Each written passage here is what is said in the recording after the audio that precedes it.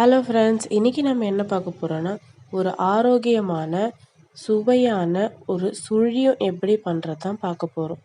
இதை நாம் வீட்டில் இருக்க பொருளை வச்சே சிம்பிளாக செஞ்சிடலாம். இதுக்கு தேவையான சக்கரவள்ளி கிழங்க முதல்ல வேக வச்சுக்கணும்.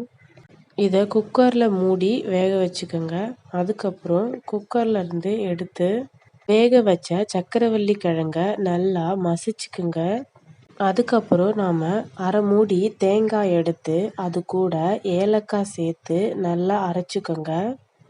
வேக வச்சு மசித்த சக்கரவள்ளி கூட அரைச்ச தேங்காயும் ஏலக்காயும் சேர்த்து நல்லா பிசைஞ்சு வச்சுக்கோங்க. நீங்கள் உங்கள் குழந்தைங்களுக்கு வீட்லேயே ஸ்நாக்ஸ் செஞ்சு கொடுப்பீங்கன்னா நீங்கள் இதை ஒரு நாளைக்கு ட்ரை பண்ணி கொடுக்கலாம்.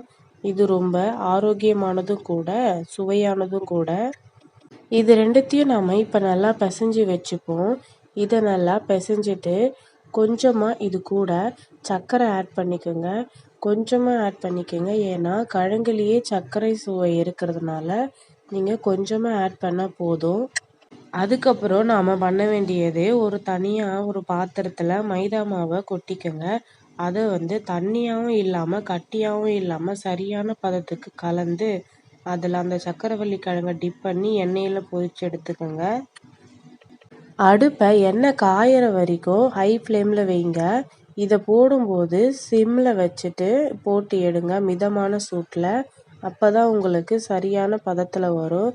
இப்போ நம்மளுக்கு ஆரோக்கியமான சுழியம் தயார். இதே மாதிரி உங்கள் குழந்தைங்களுக்கு ஆரோக்கியமாகவும் நல்ல சத்தான ஒரு ஸ்நாக்ஸு செஞ்சு கொடுங்க. ஓகே, பாய் பாய். நாம் அடுத்த வீடியோவில் பார்ப்போம்.